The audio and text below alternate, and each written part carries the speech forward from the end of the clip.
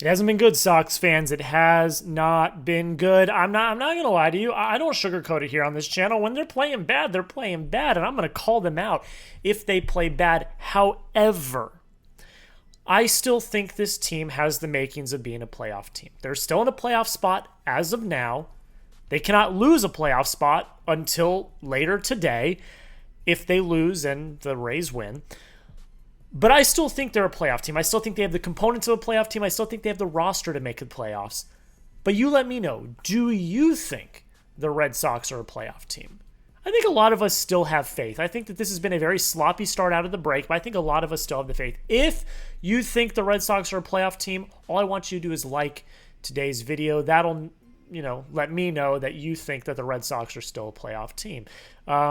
And also, just if you like the Red Sox, hit that like button and support the channel. It helps support the channel. But we got a bunch of new intel, draft intel surrounding the Boston Red Sox. This is what we're going to talk about. I had a comment yesterday saying, I'm tired of the trade content. I'm tired of dragging on about trade rumors. And look, until the deadline, which is, a week from tomorrow, we're going to talk about trade rumors because every report that we've gotten more reports over the last few days. The Red Sox are going to be one of the most aggressive teams at the deadline. So we're going to talk about all of the intel that we get around the Sox because it's important. They need to make moves at the deadline if they want to be a World Series contender, if they want to be a legitimate playoff team. As we saw last night and over the last week, this team is not fully fledged playoff big-time heavy hitter contender. They're not. They need to make moves. They need to make upgrades. So we're going to talk about the trade rumors. So sue me if you don't like it. I'm sorry. I apologize in advance, but it's stuff we need to talk about. And we've got 3 rumors today that are interesting. One of them revolving around Joe Ryan. We've got one revolving around Merrill Kelly and Zac Gallen. And then we're going to finish off with one around Tyler Soderstrom. Let's start with Joe Ryan. He's my dream target. I think he's most people's dream target. It seems very unlikely that he will be traded at the deadline, but Jon Heyman did have a tweet yesterday that is at least a step in the right direction towards the Joe Ryan dream coming true. Here's his tweet. He said, as of today, yesterday, the Twins are now seriously listening on their rental players, including Coulombe, Bader, and Castro. While they will listen on all-star starter Joe Ryan and a star closer Jhoan Duran, they'd have to be blown away, especially for Ryan. So according to Jon Morosi a few weeks ago, when this all started, when he linked the Red Sox to Joe Ryan, he said 2 things needed to happen for the Red Sox to get Joe Ryan. The Twins would have to be out of the playoff race, and they would have to be in seller mode. And they would have to get an offer they couldn't refuse. Well, one of those 2 things seems to have fallen yesterday. It seems like the Twins are now starting to go into seller mode. So that's one of the 2 prerequisites necessary for the Red Sox to get Joe Ryan. Now, that was the easier of the 2 prerequisites, but now all it takes is the right price. Everyone has a price. What is Joe Ryan's price? We'll see. I don't know. Again, I don't know if he'll get traded. I find it very difficult to believe that he will get traded. But like I said a few days ago, when we talked about Joe Ryan last, I'm not giving up on the dream, and the dream is still alive. Heyman says they will listen on Joe Ryan. While it seems a little out there, and while it seems like they'd have to be blown away by a deal, they didn't say he was untouchable. And like I've said in the past, Joe Ryan, the Red Sox have the trade chips necessary to blow the Twins away. I think with a combo of Jhoan Duran or Wilyer Abreu with their prospect system that is still pretty damn good, potentially other major league pieces as well, there's a path there. And while, again, I think it's very unlikely, the dream is still very, very much alive. And that makes me happy because I've been saying I'm not giving up on the dream. I'm not giving up on the dream. Joe Ryan should be a member of the Boston Red Sox. And the first domino has fallen. So we've got a week until we find out whether or not he's on another team. Would you trade for Joe Ryan? I'm going to make this one easy for you guys. T for trade if you think you would. P for pass if you would not. This is going to be the pinned comment on today's video. So go down below, answer the question, let me know. Would you trade for Joe Ryan? I need to hear your thoughts because I think it's pretty obvious what most people are going to say. Let's talk about Merrill Kelly and Zac Gallen. Excuse me. Bob Nightengale had a report a few days ago, and it was pretty interesting. He said the Yankees and Red Sox, each looking for a starting pitcher, have sent scouts to watch Diamondback starters Zac Gallen and Merrill Kelly in Phoenix. He went on to say the Yankees were also looking at Eugenio Suarez, who has been linked to the Yankees a lot, and I wouldn't be surprised if the Yankees end up getting him. But this is interesting. Obviously, the Red Sox need a starting pitcher. That is obviously something they're looking at, and obviously they have the contract, they have the money to take on a rental. Now, I'm not a fan of the rentals, but at this point, it seems like that's what the market's going to be, is a bunch of rentals. It doesn't seem like there's going to be a lot of pieces, like controllable pieces that are going to be on the market. I think a Joe Ryan or maybe an Edward Cabrera is your best shot, but I'm not even that interested in Edward Cabrera as it is. Zac Gallen and Merrill Kelly, though, are interesting rental pieces. They're do I love it? No, but if you can get one of them in your rotation, I wouldn't hate it either. Gallen has the higher upside. He's been in Cy Young races in 2022 and 2023. I believe he finished third in 2023. You can fact check me on that, but I know he finished third in that time period. So he's got the ceiling to be a Cy Young caliber starter. The only problem is he hasn't been good this year at all. Is it a change of scenery? Is it a new coaching staff? Is it a new team? Maybe. Could Boston be the location that helps him get back into Cy Young form? Possibly. We spoke about that in a video a week or so ago. But is that worth the risk? And what would you have to give up? You're buying low on Gallen because he hasn't been good. So that's at least one thing. You're probably not going to have to give up a lot, but you run the risk of him still being bad. So that is why I'm a little bit hesitant on Zac Gallen, excuse me. I keep getting the names mixed up. Zac Gallen, reliever for the Boston Red Sox. That's why I keep saying it. Merrill Kelly has been the epitome of consistency. He is always consistently good. I don't think he has the upside or the ceiling of Zac Gallen. I don't think he's ever going to be a top 2, top 3 Cy Young vote getter, but he will consistently post and he will do it in a consistent manner, consistently good manner. So what do you want? Do you want the high upside potential number 2 starter in your rotation, but you run the risk of him still struggling? Or do you want the middle of the rotation, not going to be probably your number 2 starter, but will consistently pitch well?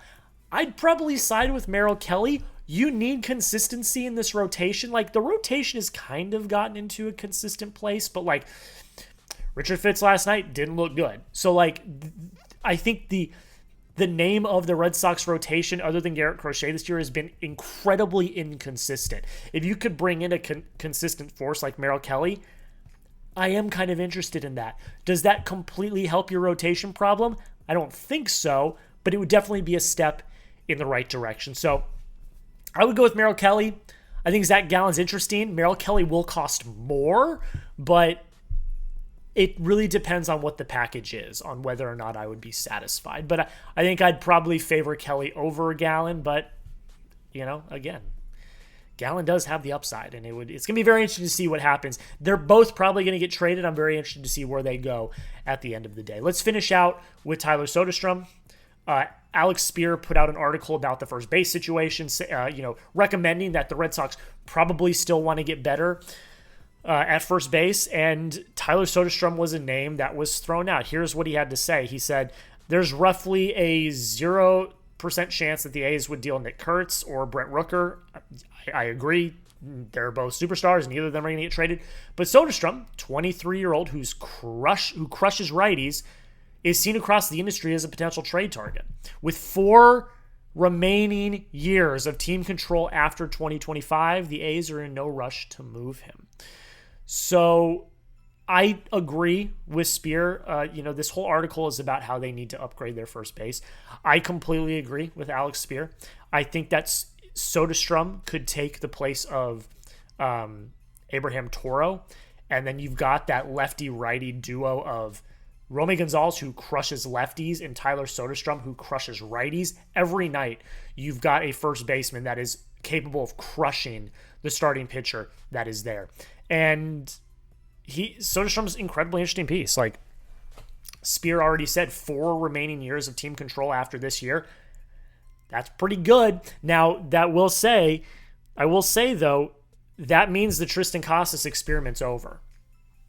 Like, if you deal for Tyler Soderstrom, he is your first baseman of the future. The Tristan Casas experiment, while I still am high on Tristan Casas, I still want to keep the Tristan Casas experiment alive. If you trade for Tyler Soderstrom, the Tristan Casas experiment's over. Your future is no longer with Casas. Your future is now with Soderstrom. And that would be interesting. I don't hate the idea. Soderstrom has been a really good batter, again, especially against righties. And if he can stay consistently healthy, that's an interesting piece that I would not hate adding to the Red Sox lineup whatsoever. He's young. He's got years of team control. And I think his upside is even higher than we've seen so far in the league. However, it doesn't really make much sense for the A's. It's an interesting idea. It's something to talk about, but I don't think it makes a lot of sense. And I know that Robbie Hyde talked about Soderstrom as well in a video today, and I kind of agree with what he said. Like, the argument that Speier is making is that Kurtz, Rooker, and Soderstrom are like a first base, DH, outfield like logjam, but that's not really the case. Rooker basically just DHs. He's just a DH.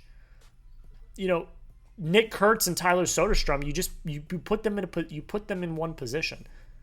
Are you going to make Soderstrom your first baseman and put Kurtz in the outfield? Or are you going to put Soderstrom in the outfield, make Kurtz your first baseman? I think you probably put Soderstrom at first, put Kurtz in the outfield. That's not a log jam. That's 3 players with 3 positions. 3 good players at key positions. So I understand the argument from Speier, but it's very different than like the outfield log jam the Red Sox have right now. It's just not the same. So therefore, while it's an interesting idea, I don't think it makes much sense for the Athletics, and I don't think that he will get traded at the end of the day. I could eat crow on that. I could be completely wrong. Soderstrom could be a Red Sox in the next week, but I don't think that that's that realistic, especially from the side of the Athletics. But you let me know. Would you trade for Tyler Soderstrom? Y for yes, N for no. Let me know your thoughts. That would be the end of the Tristan Casas experiment. You'd be moving on to your next first baseman of the future. I want to hear your thoughts. Y for yes, N for no. What do you think about the idea of trading for Tyler Soderstrom? All right, we're going to talk about the Red Sox game here in a second. They lose 4-1 to the Philadelphia Phillies. But first, make sure you subscribe if you have not already. If the Red Sox make a trade, I expect them to make a trade. I expect them to make multiple trades at the deadline. When they make a move, we will make a video. We will have a short-form video. We will have long-form videos. We're going to break down everything you need to know. And as the Red Sox are pushing towards the postseason, we're going to have videos every single day. Join the family. We are so close to our next goal of 4,000 subscribers. Help us get there. I really do appreciate it. It means the absolute world. Join the family today at the Red Sox Rundown. I'm going to be quick. I know I say that every time and then I go on rants, but I'm going to be quick today. There's not much to say. Red Sox lose 4-1. They are now only a half game up in the wild card because the Rays won today, so they made up that game and the game and a half lead, so they're only a half game up. If you lose today and the Rays win today, you're out of the wild card spot. So you need to salvage this series because it's not looking good right now. Now, just big tip of the cap to Christopher Sanchez. That's all you can say. I mean, at the end of the day, you got outplayed. You lost. It is what it is. There's not much to say. Christopher Sanchez, complete game. 1 run, 4 hits, 12 Ks. I mean, your offense was completely non-existent. The only run came off a Rob Refsnyder solo shot. The rest of the game was just bad. You looked bad. You had 0 fight. Richard Fitz looked bad last night. He couldn't even go 4. He gave up 4 runs, 6 hits, no walks, which was great, 4 Ks, 2 home runs, 1 to Kyle Schwarber, which breaks my heart.